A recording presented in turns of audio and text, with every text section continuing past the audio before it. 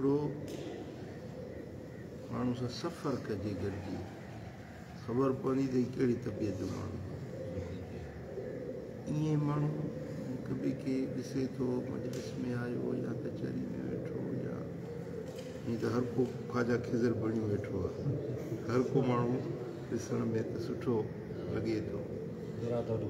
हा, पर हुनजे अंदर में छा आहे उहा सफ़र में ख़बर पवंदी आहे। सफ़र वरितल आहे सफ़र मां या असफ़ार मां, हुनजी माना आहे सुफ़ेदी, जीअं का शइ चिटी थी पवे न, सफ़र माण्हुनि खे चिटो कंदो आहे, पधिरो कंदो आहे। हिन जे अंदर में छा आहे? सफ़र में इंसान खे वॾो एहतियात खपे। सफ़र में माण्हुनि खे ख़ासि करे पंहिंजा सफ़र हुस्न इख़लाक़ बरक़रार उन्हनि जे अंदर में इख़लाक़ सुठा हुजनि, मेठाज हुजे, नरमी हुजे, प्यार हुजे, पंहिंजे सां पराए सां सुठो ऐं सुहिणो हुजे। इहो माण्हू जेको आहे तारीफ़ जे क़ाबिल। ॿियो माण्हू जी तबियत ऐं मिज़ाज जी ख़बर पवंदी आहे जो माण्हू जे कर्ज़ु खणिजे, कर्ज़ु वठिजे, पोइ ख़बर पवंदी त हिन जी केतिरी तबियत में नरमी आहे या गर्मी आहे। छो त को माण्हू कंहिंखे कर्ज़ु ॾिए थो त इहो हुनजो अहसान आहे। अॻिलो हुन सां कहिड़ो रवैयो रखे थो, कर्ज़ु मोटाए थो, नथो मोटाए, टाइम ते ॾिए थो, नथो ॾिए, उन में माण्हू जी तबियत जी ख़बर पवंदी आहे। मूं हिनखे कर्ज़ु ॾिनो ऐं हीउ मूंसां कहिड़ो रवैयो रखे थो। ऐं उमूमनि ईअं थींदो आहे त कर्ज़ु जेको खणंदो आहे, वाइदो जेको कंदो आहे उन ते पूरो कोन लहंदो आहे अक्सर करे। माशा अल्लाह ज़बान जा कौल जा पका पुख्ता माण्हू हूंदा आहिनि, न त अक्सर करे माण्हू कर्ज़ जे मामले में माण्हू ज़बान पाड़े न सघंदा आहिनि। पोइ उन वक़्त में हुन माण्हू जी तबियत जी ख़बर पवंदी आहे त उन सां रवैयो कहिड़ो थिए। हुज़ूर अलैहिस्सलाम जन फरमायो आहे त कर्ज़ु हिकिड़ो झंडो, जंहिंखे अलाह ताला ज़लील बणाईंदो आहे उन जे कंध ते इहो झंडो फुटंदो आहे।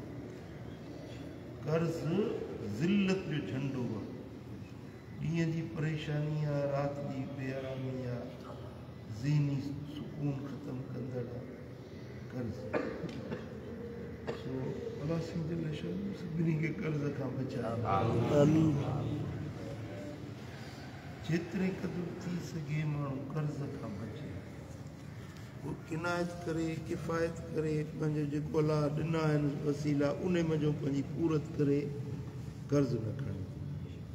पर जेकॾहिं कर्ज़ु मजबूरी में खयो आहे त व्याज ते न खणे, कर्ज़ हसना खणे। ऐं जेकॾहिं कर्ज़ु खयो आहे त उन सां वाइदो मुआइदो उहो करे जेको पाड़े सघे, मियाद उहा रखे जंहिं ते अदा करे सघे। पोइ इन में माण्हू जे मिज़ाज जी ख़बर पवंदी आहे, कर्ज़ु ॾियण वारे जी बि ख़बर पवंदी आहे, कर्ज़ु वठण वारे जी बि ख़बर पवंदी आहे। कर्ज़ु माण्हू जे मिज़ाजुनि खे खोलींदो आहे। ऐं टीं ॻाल्हि कंहिं माण्हू जे चङे या मथे जी ख़बर तॾहिं पवंदी आहे जॾहिं हुनजे पाड़े में रहे। पाड़े में रहे त उहो पाड़ेसिरी हुनजे राति जो ॾींहं जो गवाह हूंदो आहे। हिन जी उथणी वेहणी कीअं आहे, हिन जी चाल चलत कहिड़ी आहे, पाड़े वारनि सां हिन जो वर्ताव कहिड़ो आहे, इहा ख़बर पवंदी आहे पाड़े में रहण सां। ईअं भली माण्हू कंहिंसां मिलियो त सम्झंदो त हीउ भलो माण्हू आहे, सुठो माण्हू आहे, ॿिए जी तारीफ़ कई, अहिड़ो भलो माण्हू आहे, इहो सुठो माण्हू आहे, तारीफ़ कई। हज़रत फारूक आज़म फरमायो त तो कॾहिं हिन सां सफ़र कयो आहे? सफ़र कोन कयो। फरमाए तो कॾहिं हिन खां कर्ज़ु खयो आहे? कर्ज़ु कोन खयो। फरमाए तूं कॾहिं हिन जे पाड़े में रहियो ई? इन असीं पाड़े में सुभान छो थो तारीफ़ करी सुभान जॾहिं तो इन टिनि ॻाल्हियुनि में हिनखे आज़मायो न आहे त हिनजी तारीफ़ न कर तारीफ़ जे क़ाबिल उहो आहे जेको इन टिनी ॻाल्हियुनि में सुठी तबियत ऐं सुठी मिज़ाज जो मालिक आहे सुभान ऐं पाड़े में रहणु इहा वॾी ॻाल्हि आहे हुज़ूर अलैहिस्सलातु वस्सलाम जन फरमायो त मा ज़ाल जिब्रील यूसीनी बिल जार जेॾी महिल बि जिब्रील अचे थो मूंखे पाड़े जी पार थी राति जो थो अचे ॾींहं जो थो अचे जेॾी महिल बि जिब्रील आसमाननि खां लहे थो मूंखे पाड़े जी पार थी मूंखे इहो डपु थी पियो आहे त किथे पाड़े सिरी खे अलाह साईं वरसे में न शामिल करे छॾे केॾी आसमान तो पार थी रही मूंखे इहो डपु थी पियो आहे त मतिलबु पाड़े सिरी खे अलाह ताला वरसे में शामिल न करे छॾे ॾिसो न हिकिड़ो माण्हू जा वारिस हुनजो पुटु आहे धीउ आहे हुनजी ज़ाल आहे इहे हुनजा वारिस आहिनि ॿियो को माण्हू उनजो वारिस थी नथो सघे हथा की सौट आहे मासात आहे फुफाट आहे मलवेर आहे उहो हुनजो वारिस नथो थी सघे वारिस सिर्फ़ु उहे अक़रब रिश्तेदार हूंदा आहिनि जीअं पुटु पीउ माउ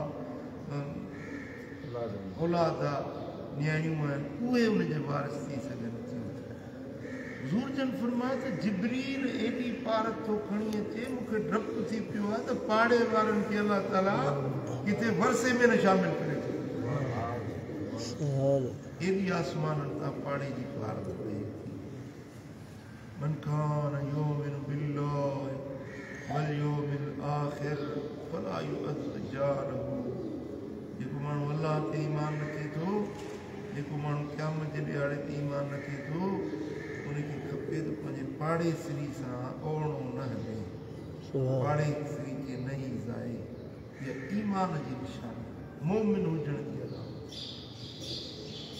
ऐं इहे टे ॻाल्हियूं हज़रत उमर फारूक रज़ियल्लाहु ताला अन्हु फरमायो त माण्हू जी तबियत ऐं मिज़ाज खे ज़ाहिर करे